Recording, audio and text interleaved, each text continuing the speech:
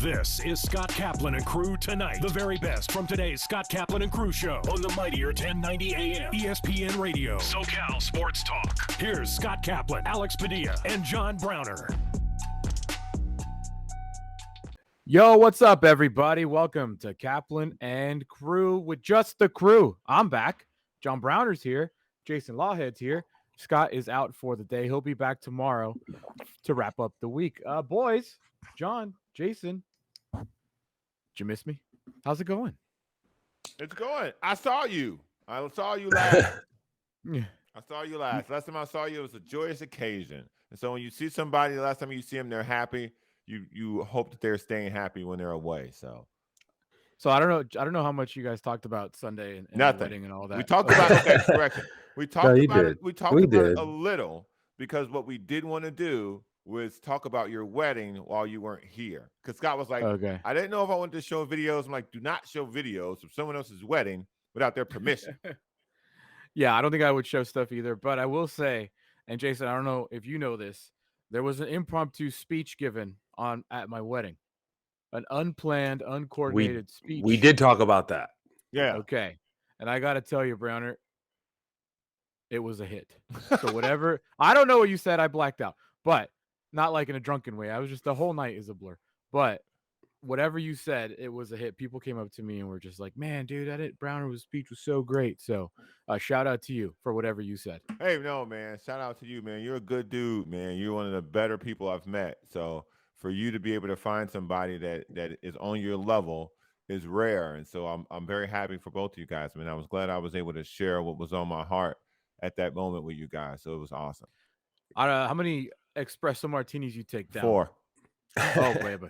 4. Oh, baby. Yeah, every time I looked over, I saw Browner with a different level of espresso martini. And I don't know, like, if it was the same drink, multiple drinks, whatever it was, I was like, they had to use 2 cups of coffee just to get me through the night as far as many espresso martinis. Yeah. I keep them coming, player. So here's something that we could talk about tomorrow, but nobody on the show except me was here for the funniest part of the night. You know, Scott, Irish goodbye to, I believe. Browner did tell me, hey, I'm out, whatever time that was, and I don't remember what time it was. But here's what happened, and I think it was just like nothing went wrong that day. And I mean nothing. That was a plus. Like, literally nothing. Like, you know, a drunk person here and there, that's wedding stuff. It is what it is. Like, nothing. Weather on point. Ceremony on time. Vendors showed up. Everything perfect, right? The way it's supposed to go. Well, 2 things actually went wrong, but the one I'm about to talk about, nobody was there for. Number 1. So my cousin left her tab open, and I was like, you know what? I'll close her tab. I'm curious to see what her tab is anyways, because she was going heavy. Cousin so Nancy?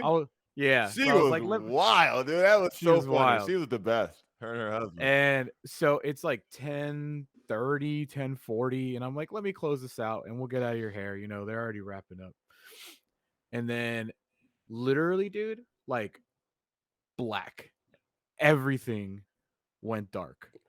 And I looked around and I was like, yo, you guys want to kick us out that bad? We're leaving. Like, you know, we're good.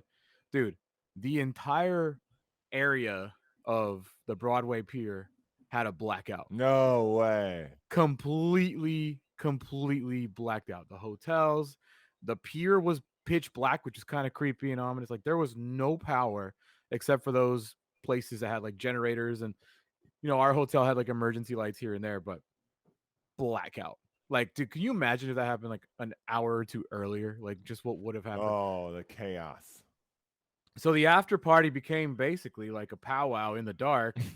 And since they couldn't charge anybody anything, so they didn't serve anybody, but we had the kegs left over. So we just rolled the kegs out and people started just drinking the kegs in the dark with a couple emergency lights hanging around, which was hilarious. And I was like, dude, that could have been so bad if this blackout. And I didn't actually read anything about it. Like, I didn't see any reports of why that blacked out. And then number 2, because I don't know who did this, but we're looking for you.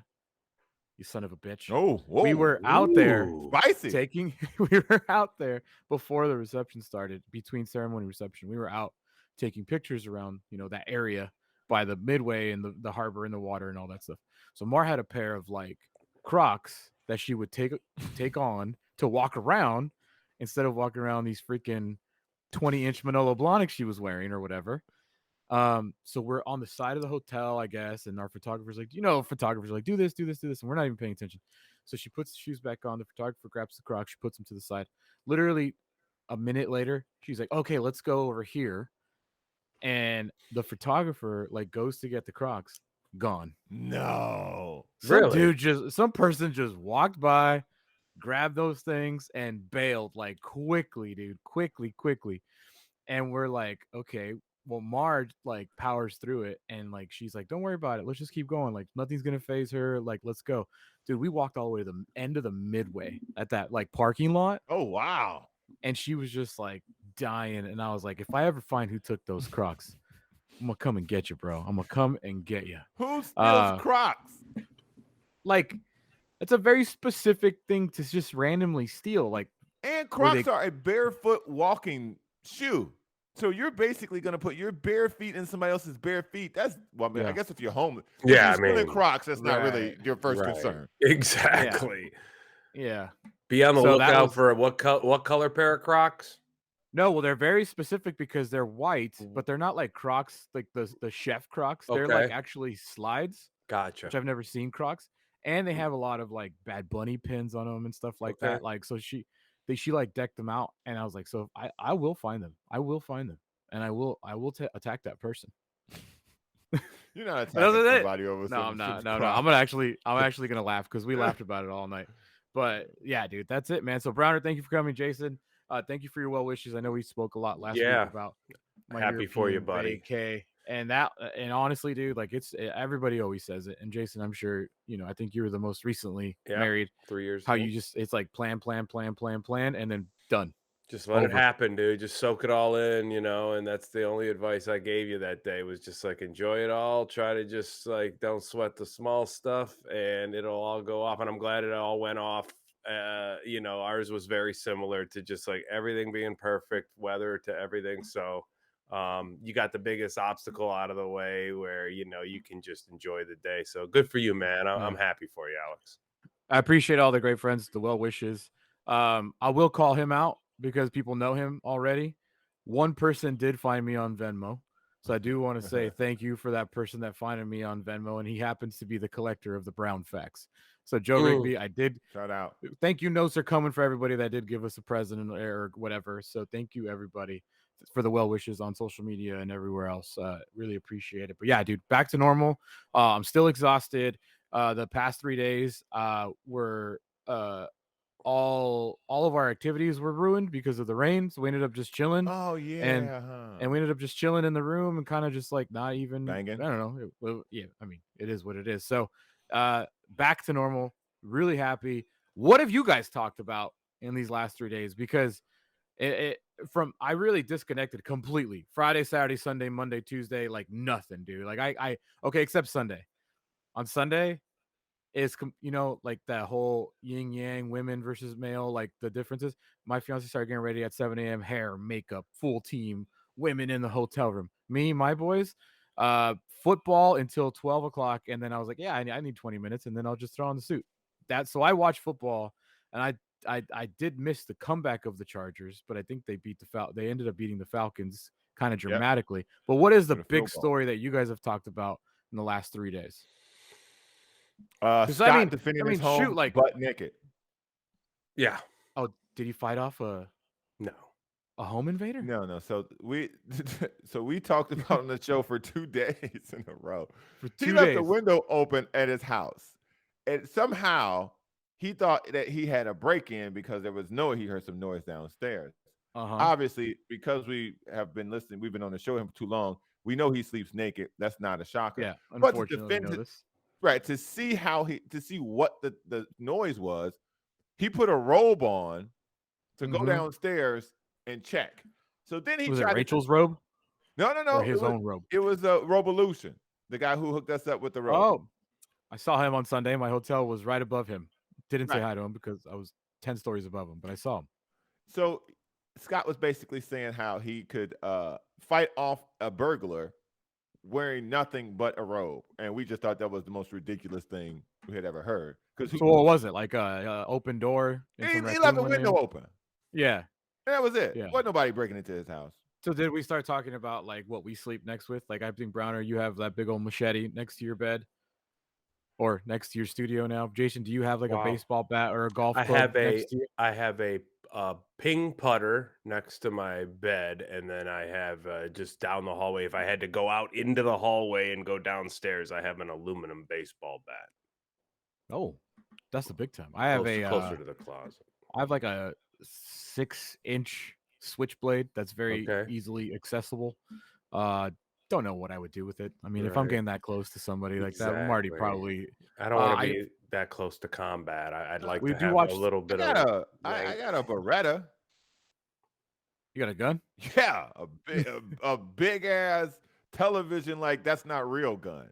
I remember during COVID, you That's and not like real. half of America was like, I'm gonna go buy a gun. I don't feel safe. You know, like here comes the apocalypse. Right.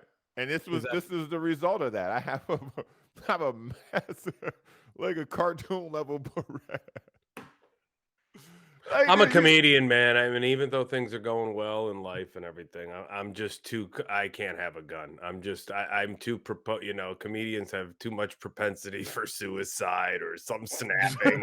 I can't have a gun for my own protection. Yeah. I was always like, who needs a gun? Like, I mean, if you have one, you have one. I don't care about people owning guns. I just was never one about it. But Browner, do you remember I went on a bachelor party? We went shooting guns in that unincorporated area behind some Indian casino. And I was like, I'm a gun enthusiast now. Yeah. And that did tickle my fancy about just having one for the home because you just feel different. You're like, damn, dude. By the way, shot an AR. Nobody needs that. I'll tell you that. Nobody needs that. Like, my God, dude. Nobody needs that. That's a weapon of war. That has no business defending your 800 square foot apartment, whoever you are. To each their own. But anyways, okay. So besides Scott being naked, fighting off the ghost of Solana Beach or wherever he lives now, Cardiff. What about sports? Did you guys even mention the Astros winning the World Series? Did anybody care at that point? Very slightly. We talked for a second about Dusty Baker and moved on quickly. I'm gonna assume Kyrie Irving was the topic. Yeah, sure. San Diego State to the Pac-12. Yeah. That was I think that was the first topic of the week. Actually, was Monday. We walked on that one for a while on Monday. Because Monday's second segment. My favorite sports personality, me growing up, was Dan Patrick. So when he breaks news, I listen, even though he's not a news breaker. Right. And then everybody basically like shut his report down. So like obviously it hasn't happened. We're on Thursday. They're not in the Pac-12 yet. I think the Pac-12 regents meet at some point this month and then it might happen. So Jeff Saturday becoming the Colts head coach. Was that a topic of conversation? Yeah, it was. Yeah, it was bad. Because I love that move, but we can get into that here shortly. And then the Lakers being awful. A little bit. Or is that more last night? Very more last night. We made our case of why we really think that now Machado has a real good chance of winning the MVP and how. When I saw the finalists, I was like, he might have a chance. Right. Yeah. Because because of the finalists that he had. Mm-hmm. I was like, if they throw in Freddie in there, for sure he's not winning. Right. But the fact that they have two teammates, doesn't that immediately neglect the MVP? Yes. That was Are the you argument. that valuable to your team if your teammate is also a finalist? Yeah. Like when I saw that, I was like, whoa, like because Arenado and Manny have the exact same numbers, if not, maybe like 1 or 2 home run difference. Like they are so. When I'm looking at that, I'm like, okay, first of all, they're going to give it to Goldschmidt. Like, they're going to give it to Goldschmidt. But the fact that they put Arenado there, how do you not make the argument for Machado? If you take away Arenado from that team, are the Cardinals still a playoff team? Yes. If you take away Goldschmidt from that team, are the Cardinals still a playoff team? Yes. If you take away Machado from the Padres, are they still a playoff team? No way. Not a chance. Not even close. No. And I think that's why he's got the greatest chance of winning it. Because I don't think there are first place votes between the two of them. I don't think they're going to outnumber Machado's first place votes. So it'll totally depend on the calculation. And let's be Yeah, I just honest, think yeah. you know, if Arenado and or Goldschmidt aren't there, like Tatis wasn't, right? Like the guy that they expected Machado to have his whole season to be there with him Right. wasn't. Those guys is their individual numbers would be somewhat affected by that without one of Absolutely. those guys in the lineup. So Yeah. yes, Goldschmidt does have the, you know, more stellar numbers, but you know, I think where Machado comes in is in that argument to say, look, man, you know, I mean, this guy had his running mate the whole season and they were able to Yeah. close out a kind of a weaker They were division. Yeah, and, you they know, were a tag team together all year long, both absolutely. healthy all year long. Mm-hmm. Just they were the two guys that took Right. that team, whereas Machado was the one constant. Because Sure. even if you want to make the argument, oh, they ended up getting Juan Soto. Look at Juan Soto's numbers here. He was significantly worse in San Diego than he was in He wasn't Washington awesome. No. until he got to the playoffs and he kind of showed who he really is. But when you're talking about the season, Hmm. how is Manny Machado, if he's a finalist, which by the way, that's the argument too. Should he even have been a finalist? Is Freddie Freeman more considered, or is someone on the Mets or whatever? But the fact is, he's a finalist now. And I know they've already voted. It's not like we're now campaigning to vote for Manny. It's already done. But that to me shows you why Manny Machado, when you talk about value, was he the best player in the National League? No. Was he the most valuable to any single NL League team? Was he the most valuable player on any team in the National League? Yes. Another reason why I think he's got a very good chance of winning it is because they didn't put Freddie Freeman in there. They didn't put Mookie Betts in there. Two guys who were on a team that had another guy that could back them up. So Yeah. then you I look, wonder if they canceled each other out more. That obviously they canceled each other out more.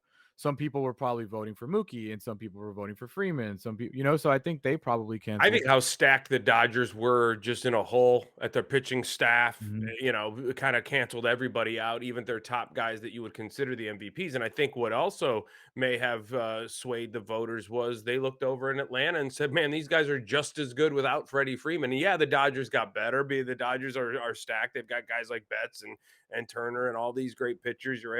But look at the Braves. I mean, they were still as good, if not better than anybody. They were better than anybody in the second half of the season, and they were the same kind of team, although they didn't get through the playoffs, that they were without Freddie. So I think that goes a long way too.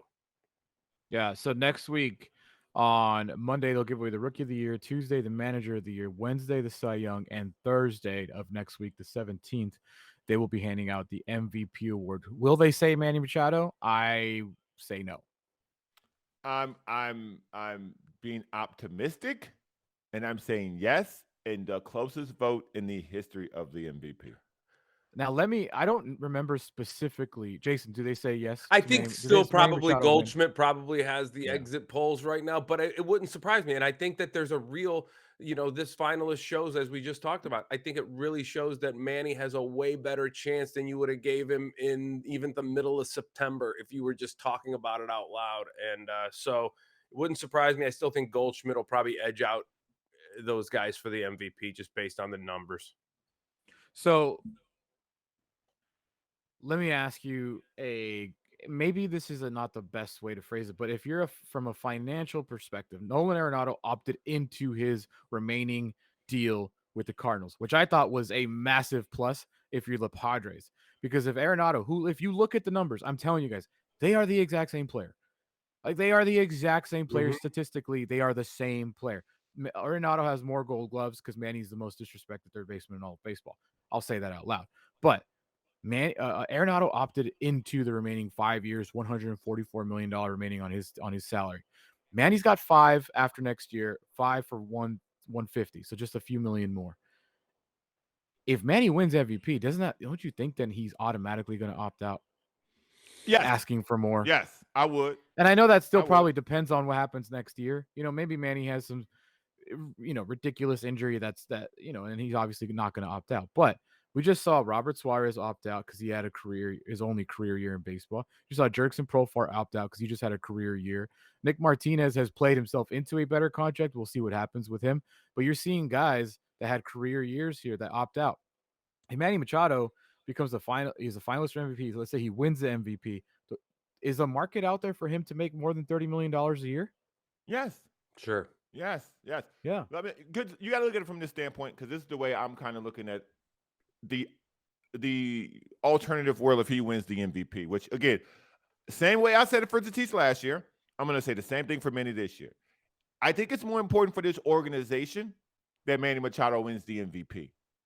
Because, yes, it's a great achievement for Manny Machado, and he's going to get his flowers, and he's going to opt out after that because he should, because now he's worth more because he's got hardware. But for this organization to have built this team, to have paid for this guy handsomely, and now he's rewarded you with an MVP season, going forward, this says to other prospective free agents, this is a landing spot. We've got money. And we've got the best stadium in baseball. And now we've built a culture of winning going forward that people want to be a part of. So for me, I think that there's no doubt that this is great for the franchise, but more importantly, financially, this is a big ching for Manny. He can get this money anywhere now.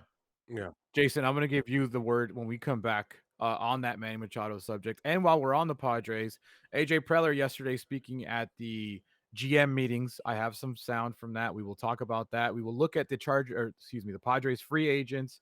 We'll look at what their cap space looks like, who they're going to sign, where's Tatis going to play, where's Juan Soto going to be. We'll talk about all of that. This is the Kaplan and Crew Show with just the crew. Be right back. Kaplan and Crew tonight is brought to you by Jackery Solar Generator. Explore further with Jackery Solar Generator.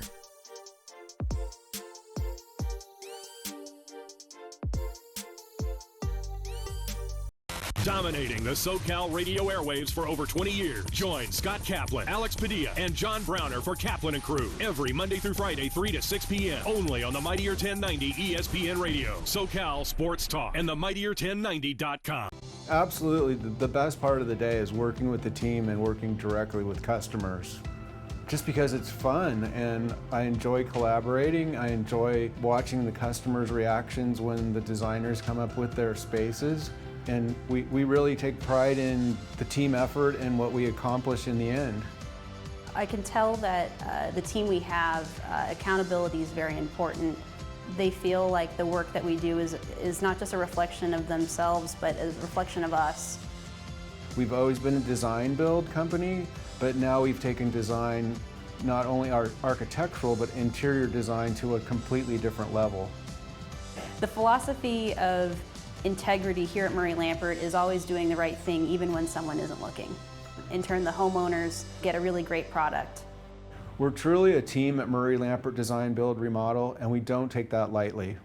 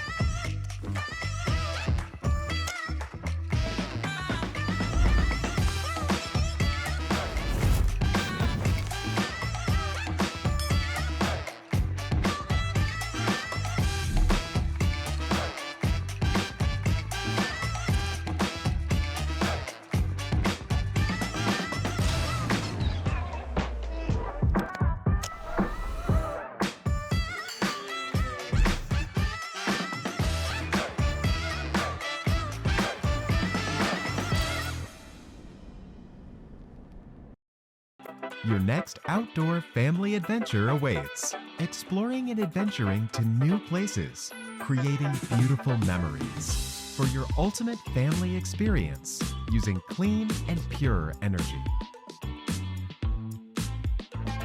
Endless charging for endless possibility.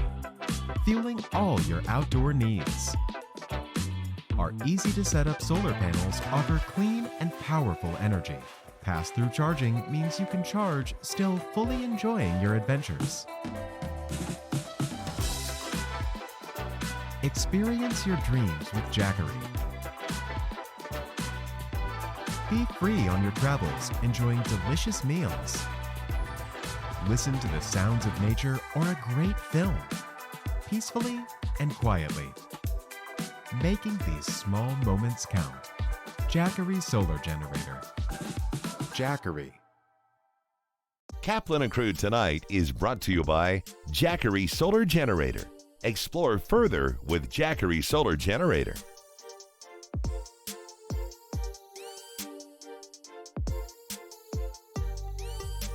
Listen to the Mike Greenberg Show, 7 to 9 a.m. Pacific, Monday through Friday. Greeny brings his unmatched depth of sports knowledge, fun, and entertainment back to ESPN on a daily basis. The Mightier 1090 ESPN Radio, SoCal Sports Talk, and the Mightier1090.com. We'll be right back with more of Scott Kaplan and crew tonight. The very best from today's Scott Kaplan and crew show on the Mightier 1090 AM, ESPN Radio, SoCal Sports Talk. Hey, everybody, I'm glad you guys are watching. And right in the middle of the show, I love to talk about one of our great sponsors. In this case, it's Jackery, and you can visit them online at jackery.com. And a couple of Jackery ambassadors, brand ambassadors, are standing by. This is Giselle and Steven, who I've been looking at their website, The Lover's Passport. Hey, guys, first of all, welcome. Glad to have you guys here. How you doing today? Amazing. Doing great, yeah. Thanks so much for having us. Tell us what The Lover's Passport is. I've been looking at the website, theloverspassport.com, and I am so jealous of the two of you guys. Well, it kind of started as just a side hustle for us, a little couples adventure blog, if you will. And it slowly turned into a passion project of ours during COVID lockdown. And we bought our first camera in April of 2020 and just started capturing all of our adventures instead of just writing about them. And fast forward to present day, now we're both full-time travel photographers and adventure enthusiasts. Did you guys know that you had the eye or the talent to be good photographers? Because I take a lot of pictures and I don't think I'm a photographer. I'm just a guy who has a bunch of pictures on my phone. We're completely self-taught from YouTube. Yeah, I feel like we used to model for one of my friends when we did different hikes. So we both loved hiking. And then eventually we were like, why don't we just buy our own camera and we can take some of our own pictures? Because we followed some of these other travel couples that inspired us a ton. So we were like, we could totally do this. Wow, that's so cool. You guys learned photography on YouTube. Yeah, YouTube University, as we say. Oh my God, YouTube U. That's awesome. You guys should have shirts that say YTU. Yeah, I mean, you can learn. I have a degree in film and media, but I never did the production side of it. And the resources that are currently available online, to whether you're learning photography or a totally other skill, it's incredible these days. Where are you guys from? I read that you guys are both California people. Is that right? Yes, born and raised in Southern California. Where are you guys from? I'm from Ventura, California. She's a little bit south. Yeah, I was born and raised in Woodland Hills. Okay, I'm a Valley girl. Gotcha. Okay, well, this is perfect because we've got a lot of people watching on Cox Your View throughout San Diego, Orange County, LA, Santa Barbara. So all your people are going to definitely get a chance to see all of this. So you guys become full-time travel adventure bloggers. I've been reading a bunch of your blogs. My son goes to college in West Virginia. I see you guys have a full thing on West Virginia. That was really cool for someone like me to read. Yeah, we loved West Virginia. It was beautiful out there. I think one thing that we really try and do is a lot of states travel, especially coming out of the pandemic. And a lot of hidden gems are just right around the corner in the States. And a lot of people think, you have to go to these beautiful international destinations, but there are so many hidden gems to explore in the state. And a lot of them there were tons and tons of these beautiful waterfalls out in West Virginia. We were really impressed. So you guys become travel, adventure, outdoor bloggers, if you will. And then who puts the website together and who comes up with the name, The Lover's Passport? That was me. I'm betting you couldn't guess that one. I used to work in marketing before I did this. I was very used to SEO and the back end of websites and writing articles and things like that. So I came up with The Lover's Passport by taking synonyms for couples travel and then came up with names that were still available because I was like, oh, what's something that's going to get a lot of traffic? It's not even, there's no fun story behind it. I just what's searchable and memorable. We would be doing a lot of international travel, but then the pandemic hit, so we kind of pivoted from lots of international travel and started doing a lot of road trips to really highlight the states. So jealous, dude. So jealous. So tell me this, you guys are photographers, so you need a lot of power. You've got equipment with you. You're also blogging and you're working on your website. So you have to, be able to be powered. And that's where our common partner, Jackery, comes in. Got about a minute and a half. I'd love for you to tell us about Jackery and what products you use and how you use them. Yeah, Jackery's like completely changed the way that we could travel, because before we were always plugging into the car. I think my car battery died like a dozen or so times. And then finally we started using the Jackery, and we can charge our laptops off it. We can charge all of our camera gear. And it's really nice because it also has solar panels. So for our longer road trips, we can be completely self-sustained, where we can put out the Jackery, be able to get some power from that and recharge even while we're pulling a lot of energy from our laptops. And it's just nice if you're a digital nomad or doing remote work. It gives you the flexibility to travel and still get work done without having to worry about your laptop dying in the middle of the desert, So Exactly. it's such a great tool. We've been using the 1000 for over 2 years now, along with the solar panels, and we just recently upgraded. So we're really excited to continue using our Jackery out on our road trips. Hey guys, Giselle and Steven, it is great to be with you guys. I look forward to a much longer conversation. The website is theloverspassport.com, and the other website that you should know about is jackery.com. And I love what you guys just had to say about powering up and using solar power. It's great advice for people who are going to be tailgating or going to be traveling themselves. Good luck with more of your adventures. You got a new fan who's going to be following you guys on all the social platforms and your website. And thank you so much for talking about Jackery with us. And thanks so much for having us. A real pleasure, guys. Thank you. Back to the show, everybody. Drivers are getting in accidents at a rate we've never seen before, jumping 18% since 2020. There are higher incidents of speeding and more aggressive driving since the pandemic began. Please slow down and drive safely. It can save a life. Murray Lampert's design process is very collaborative. We love the process, and what's best about the process is the way that it can flex as needed.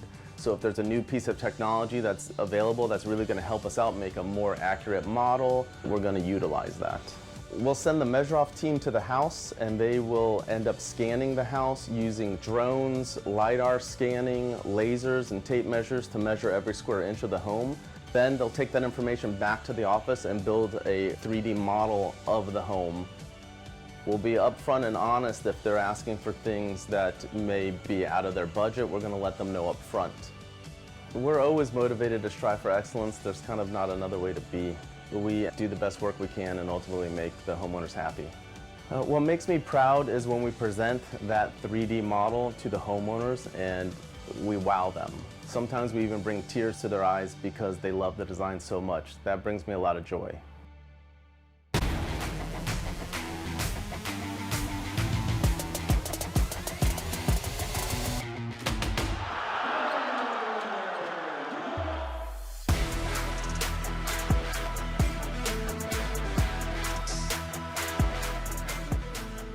Watch the San Diego State Aztecs take on the BYU Cougars. November 11th at 7:30 p.m. Only on YourView and YourView.com. I feel like I have the fun part of the job where I get to help out and make my clients' houses look beautiful.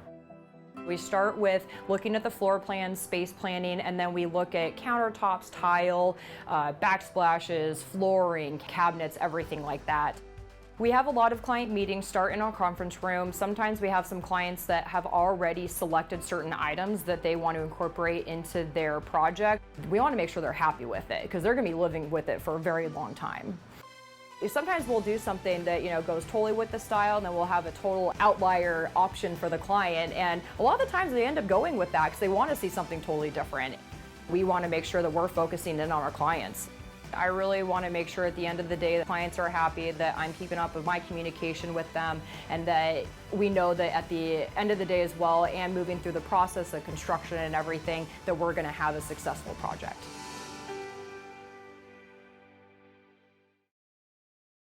At the Barnes firm, we're seeing more pedestrian and bicycle accidents. Drivers are rolling through red lights, and distracted driving makes every intersection a danger zone for pedestrians. Look both ways when crossing, even if you have the right of way.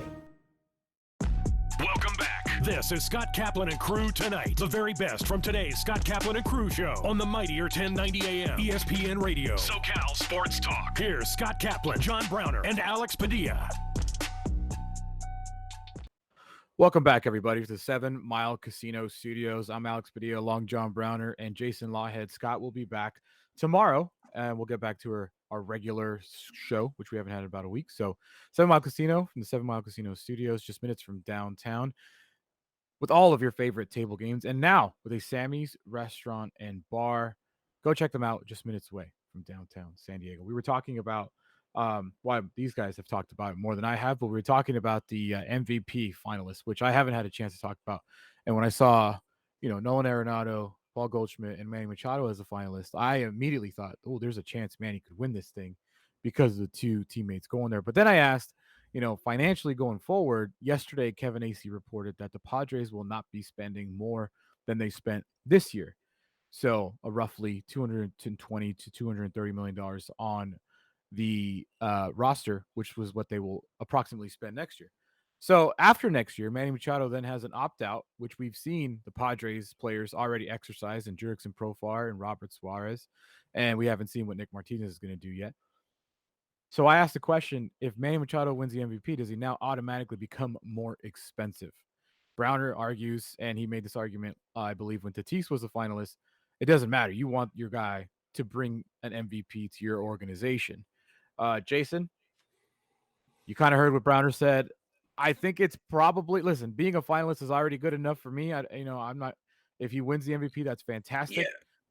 What do you think? Yeah, well, I mean, it's obvious he's your MVP, right? Whether he wins the MVP or not. So he's your MVP. He stood out to be your MVP. Maybe there is obviously going to be a bigger price tag. Will it be a bigger price tag over a shorter contract type of value? Will he be looked at with his agency to say, hey, if we want to stay longer term, maybe the Padres would be smart to cut him off at the pass and talk renegotiation right away.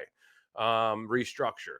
And if they're going to spend the same amount of money that they spent last year, they're going to have to look at certain angles at that, whether it's restructured on the length of the deal or restructure with more money at a certain part of the deal. But yeah, I mean, I think it's in the Padres' best interest to make Manny happy.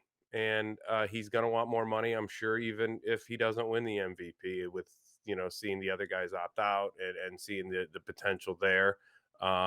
His age is, he's 30. He's going to be 31 this season. So he's still got sea legs to play this game for a while. So, a 6-7 year deal could be out there for a lucrative deal. But they're I think gonna that's the other thing too, is that Yeah. Manny Machado may not, maybe if Machado and Arenado are not commanding more than $30 million a year, maybe he's not looking for more than $30 million a year, but maybe he's looking for more than 150 guaranteed after that. Maybe he'll tell the Padres like, hey, I'm going to be 35 when this is done, 36 when this is done, and I can give you till I'm 40. Or maybe you don't Right. ever really know what is in a player's mind. Maybe there isn't more than 30 million out there for a third baseman. But is there Yeah. more than 150? I think that's the question. That's probably the scary question for the Padres. The reason the DH will allow a guy like Manny Machado to play until he's 40, if he wants to, if he can physically withstand the wear and tear on his body until 40, he will 100% make it to 40. I don't know. I don't know if he wants that, but because of the DH, he'll be around to the end of the next contract he's going to sign after he opts out. You can blow that wad late in his contract, similar to how they structured that big deal Pujols got years ago when that was just a monster deal. And you could sit there and go, look, we'll roll the dice on you being productive at 38 and 39 and 40. And if you aren't, that's when we'll just dump the most of that contract there. We'll pay you as almost an honorary, if you are great. If you aren't, then we got you in an area where we can balance the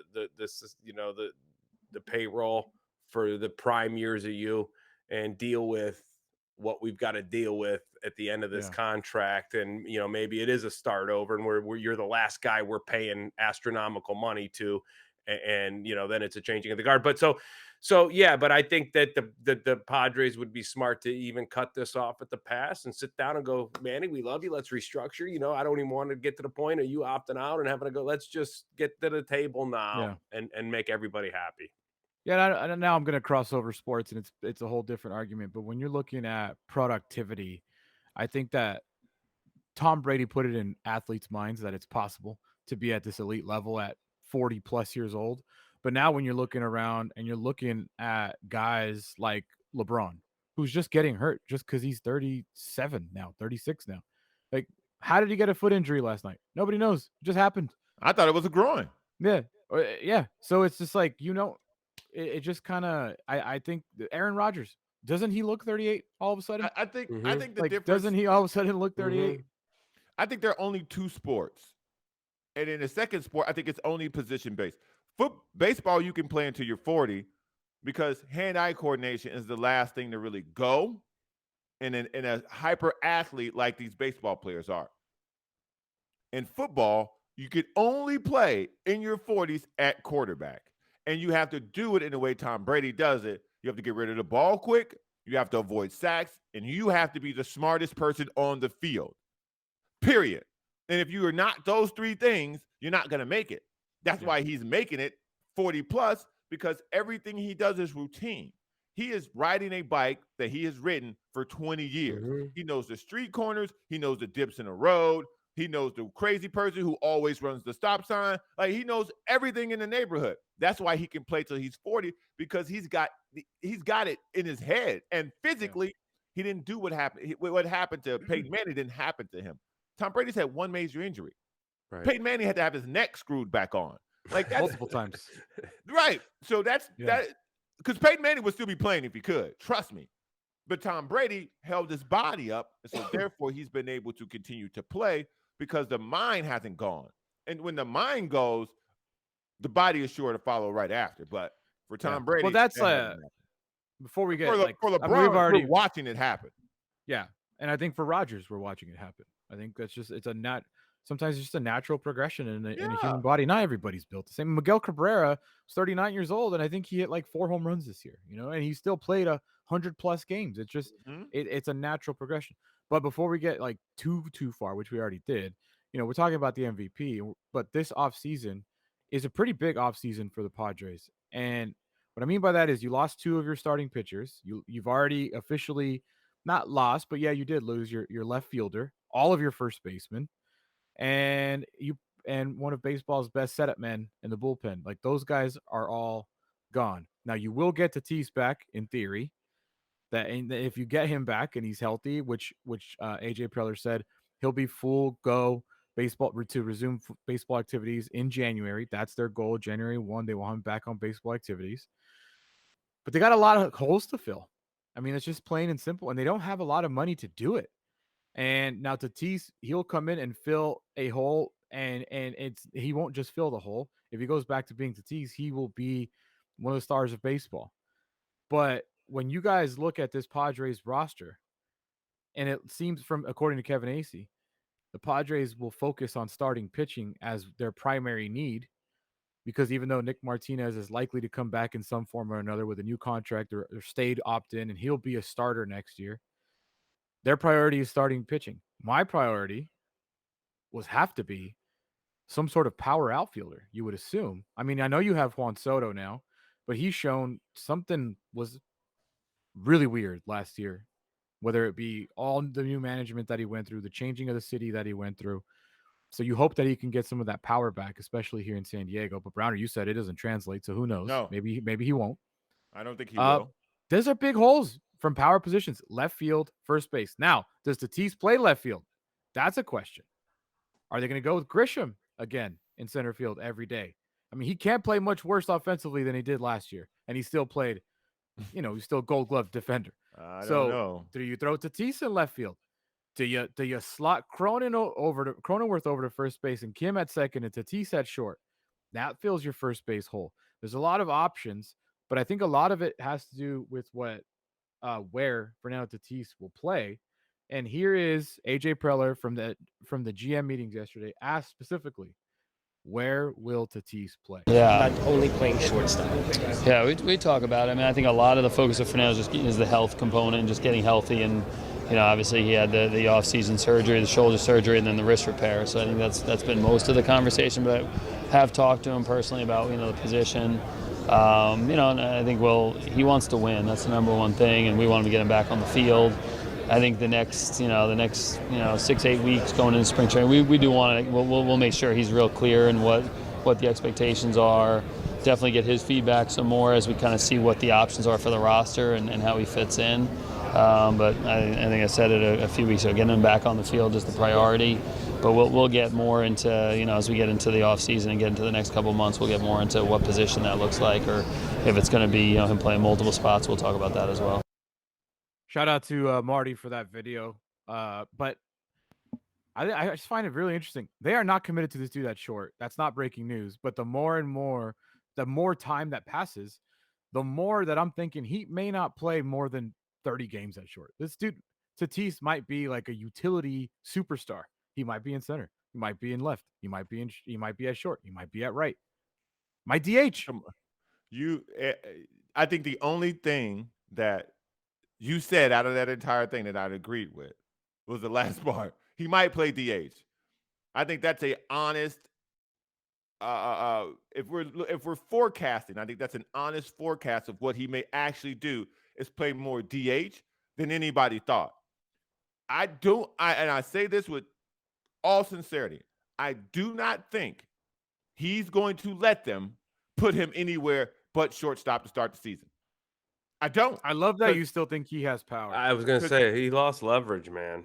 Even in that dugout, Kim doesn't have more power than him. Of course not. In that dugout, Cronenworth doesn't have more power than him. So what you said before, he goes to short, Kim goes to second, Cronenworth goes to first, and you have one of the best infields in baseball. Defensively. But he's also not pushing Jace Tingler around anymore in that clubhouse, right? That's Bob Melvin's team right now, and he hasn't played a day for Bob Melvin, who's a real baseball guy that pushed this team into the playoffs and comes with a resume.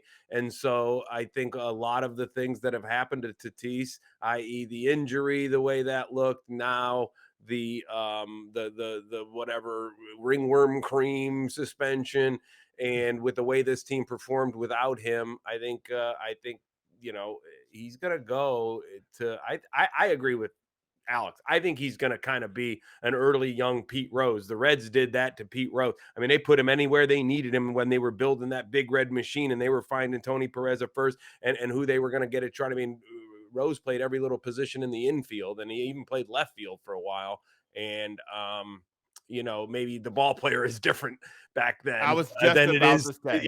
Yeah. No, there's no doubt that the head of the ball player is different, and Fernando Tatis doesn't have it between the ears like Pete Rose did, probably, when it comes to just going, put me in, coach, put me in wherever you need me, and I'll slide headfirst into anybody. So, but this is Bob Melvin's team more than it is Fernando Tatis's. I would have said it was Tatis's team 2 years ago. For sure, with Jace Tingler in the dugout, and I would have said that. Before the ringworm. Yeah, of course. Right. I think that he still had leverage. I think Sure. he still had leverage. I think they counted it as this. He made a mistake. He's going to learn from his mistake. He's learning. Which he wasn't. He's learning. Can't wait to get him back. We need him. He's not going to play soccer in the outfield him. anymore. Yeah. He's not going to you know what I'm saying? Like, I think he still had that type of power, but now his reputation is washed. I think all leverage. Like, by the way, I don't know how much you guys heard of AJ Preller talking yesterday. He also said he's in the Dominican right now with strict supervision. Like, they sent, I don't know who that is. I don't know whose job it is to be Tatis's babysitter in the DR. It's a good job. But Preller said he well. will spend more time in San Diego this year than any offseason. But right now he's in DR. It's like we're letting him chill because he can't do anything anyways because he's like had 5 surgeries or something. But still, I think still suspended from baseball, right? I mean, that power that he can, everything he said in the past, like when he did that interview in his backyard with some Spanish reporter, like none of that matters anymore. I think I agree. After the steroid suspension, he has to do what the Padres tell him to do. And Browner, I won't sit here and tell you that he won't play over 100 games at shortstop. That's not what I'm trying to tell you at all. I just will sit here and tell you he will not play 100% of his games at shortstop. He will play other positions. This is what I think you guys are discounting. And it's ironic that the term discount is used in what I'm about to say next. The value in him from a advertising standpoint, whether it be Adidas or Gatorade, because as quick as these companies go away, as quick as they go away, they come back, because Kobe Bryant didn't have a problem getting an advertiser, and we all know, it's well documented, why everybody dropped him. So as these advertisers return, the Adidases of the world, the Gatorades of the world, Fernando Tatis Jr. made his name at shortstop because of the outrageous plays that he was making. They don't care about the errors. We do. The advertiser, the error doesn't make the commercial. The leaping catch that became the logo, that made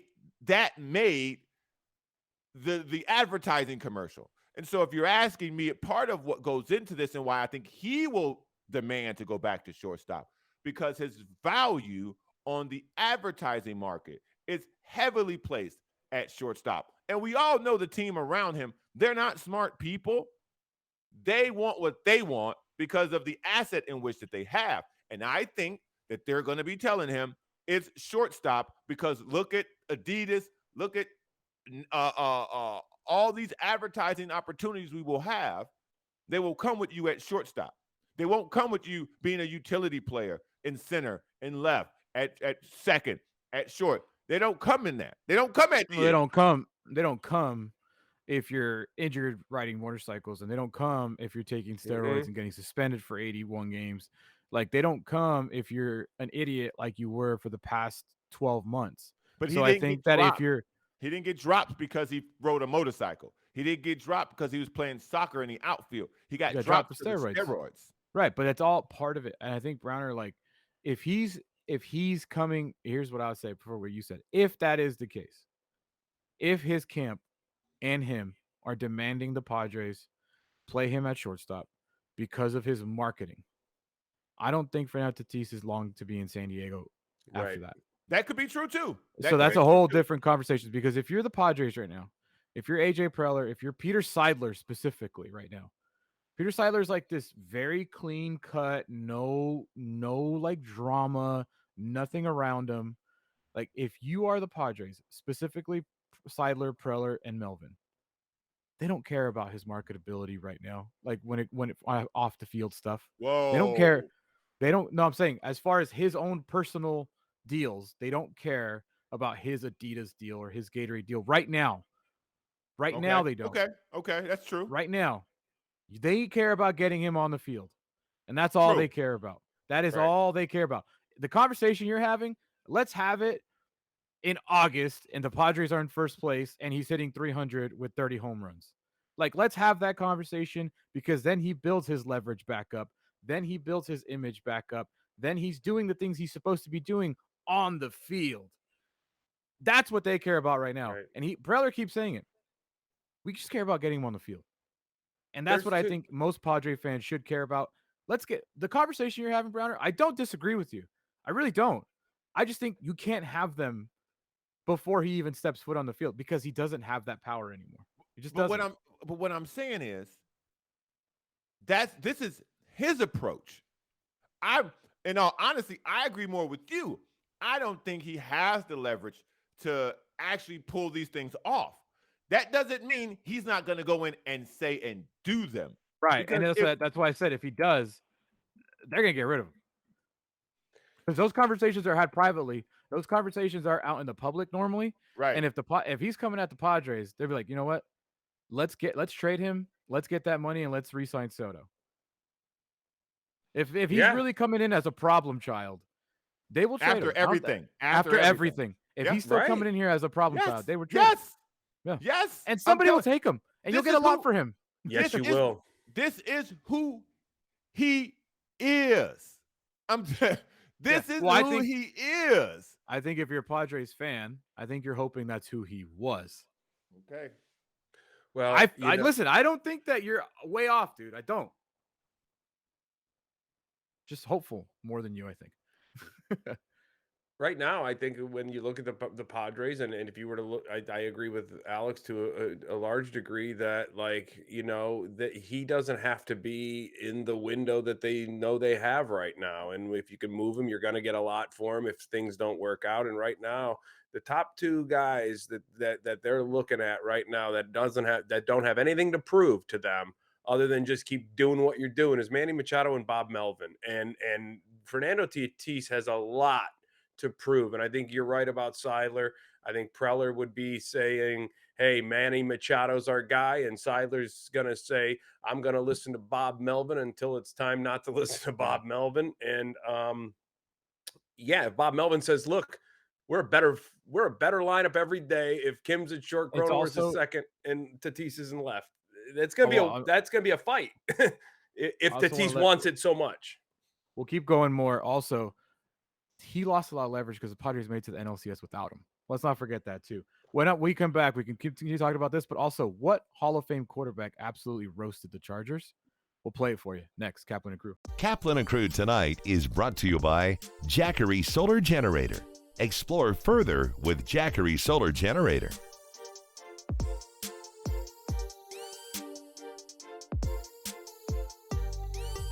Locally owned and operated, not some bland, uninspired, corporate, cookie-cutter radio station crap.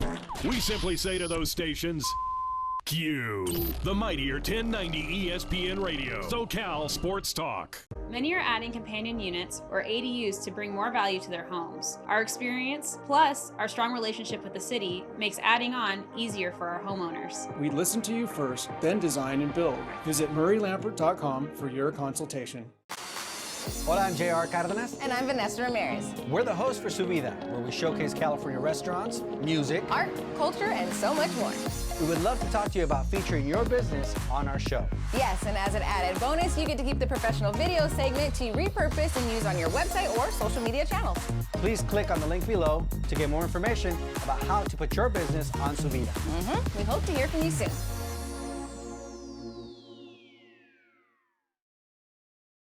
Great things can be achieved when a community comes together. Join Erica Cardenas on Doing More as she introduces you to ordinary people working side by side to confront tremendous challenges and make a positive impact in their community.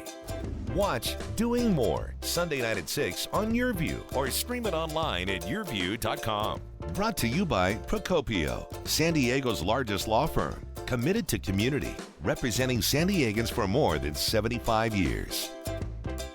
Many are adding companion units or ADUs to bring more value to their homes. Our experience, plus our strong relationship with the city, makes adding on easier for our homeowners. We listen to you first, then design and build. Visit murraylampert.com for your consultation.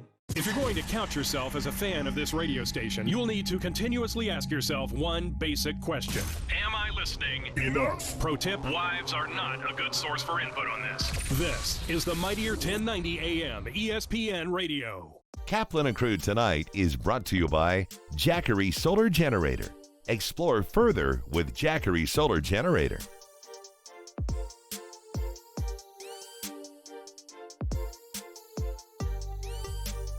Muéstrame cómo va a manejar papi.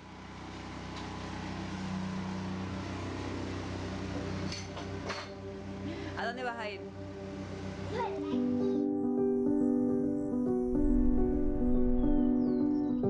On every mountain and valley you tread, through wind and rain, we're here with you.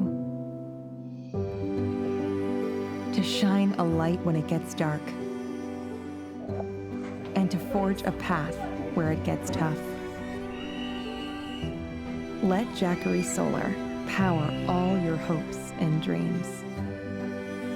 Take you where you want to go. To the goals you chase, to the ones you love. Explore further with Jackery Solar. Jackery, 10 years on.